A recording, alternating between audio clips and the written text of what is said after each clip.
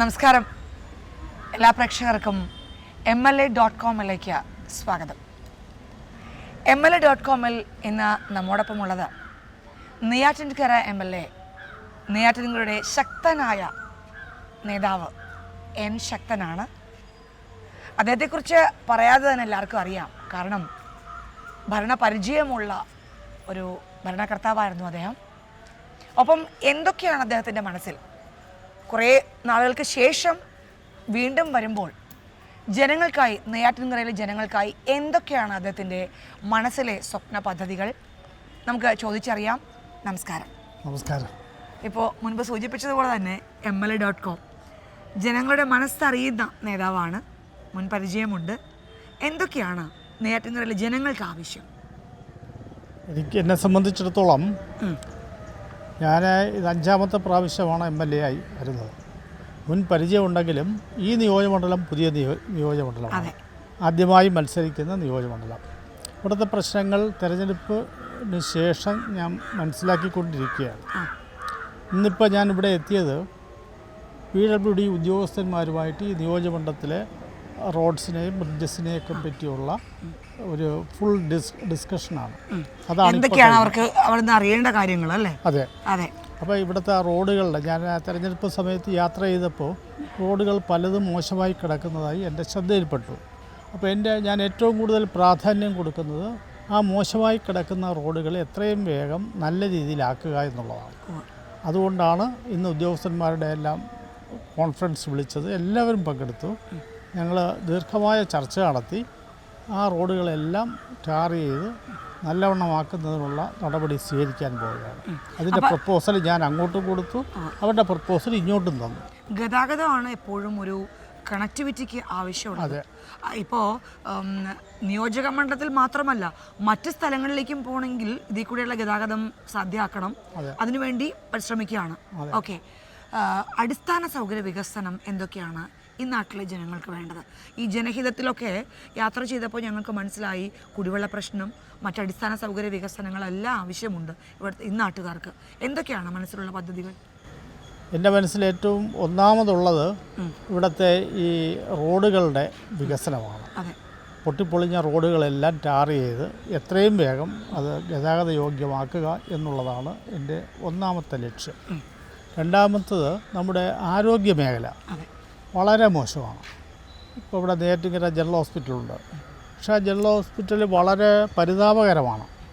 അതിനെ സംബന്ധിച്ച് എന്തെല്ലാം മാറ്റം വരുത്താൻ കഴിയുമെന്ന് ഞാൻ ഉദ്യോഗസ്ഥന്മാരുമായിട്ട് ചർച്ച ചെയ്തുകൊണ്ടിരിക്കുകയാണ്.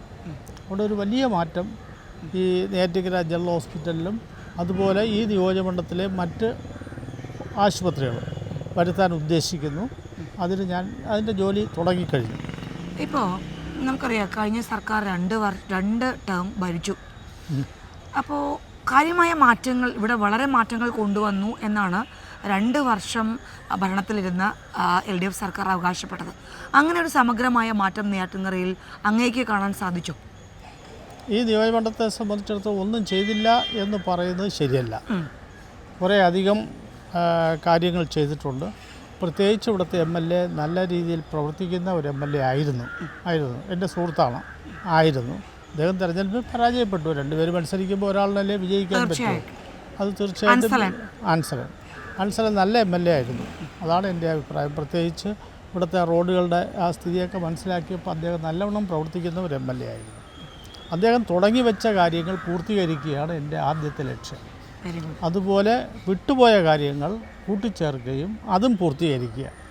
അതാണ് റോഡ് വികസനത്തെ സംബന്ധിച്ചിടത്തോളം എൻ്റെ ശ്രമം. രണ്ടാമത് ആശുപത്രിയിൽ പുതിയ ഒരുപാട് പ്രത്യേകതകൾ കൊണ്ടുവരാനുണ്ട്. ഞാനതിൻ്റെ ആരംഭിച്ചതേ ഉള്ളൂ.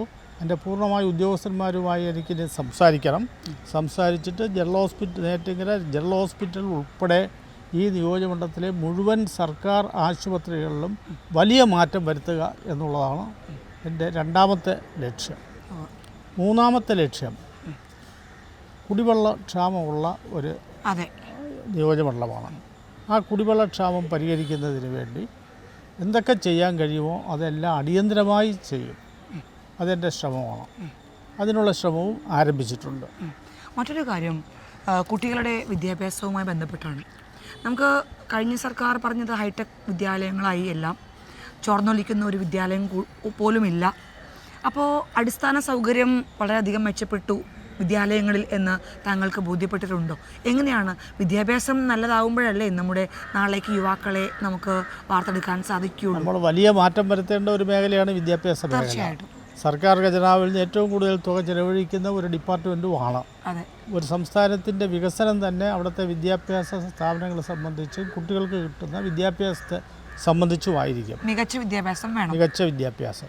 പക്ഷേ ഇവിടെ അങ്ങനെ ഒരു വലിയ പ്രത്യേകത ഈ നിയോജകമണ്ഡലത്തിൽ ഞാൻ കാണുന്നില്ല. അതിനുള്ള ശ്രമം നടത്തേണ്ടിയിരിക്കുന്നു.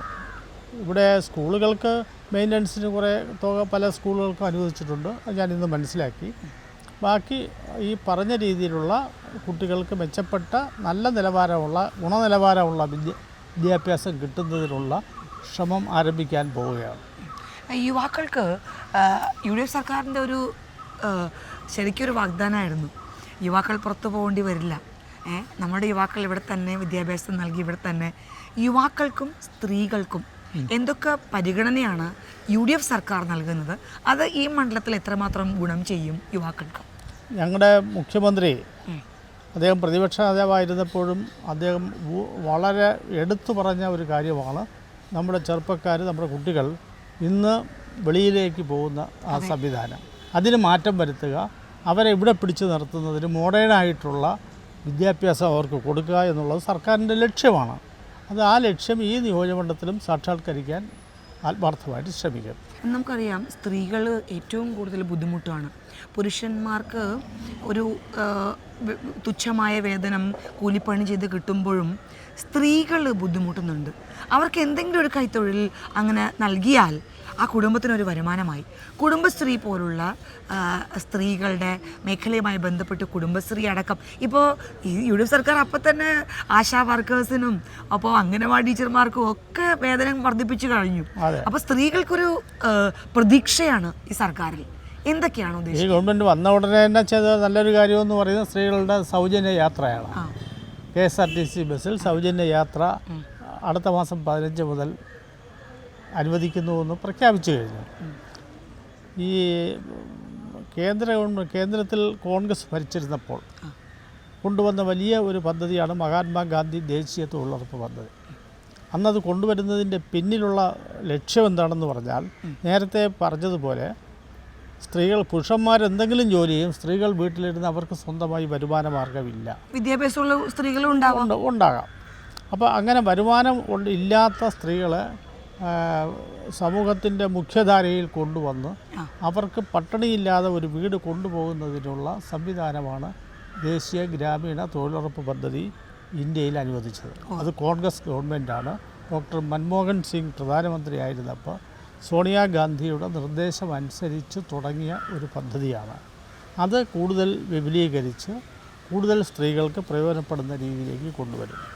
പിന്നെ ഈ പറഞ്ഞ പോലെ കുടുംബശ്രീയിലൂടെ അതിൻ്റെ ശക്തിപ്പെടുത്തി അവർക്ക് സ്വയം തൊഴിൽ കണ്ടെത്തി മുൻപോട്ട് പോകുന്നതിനുള്ള സംവിധാനം ഉണ്ടാക്കും. ഇപ്പോൾ ഗവൺമെൻറ് പ്രകടന പത്രികയിൽ പറഞ്ഞിട്ടുണ്ട്, അവർക്ക് സ്വയം തൊഴിൽ കണ്ടെത്തുന്നതിന് 5 ലക്ഷം രൂപ വരെ പലിശയില്ലാത്ത വായ്പ കൊടുക്കും. അതിന് പ്രാധാന്യം കൊടുത്തുകൊണ്ട് അവർക്കും അതിനുള്ള സംവിധാനം ഉണ്ടാക്കുന്നതിന് ആത്മാർത്ഥമായി അവരോടൊപ്പം ഉണ്ടാകും.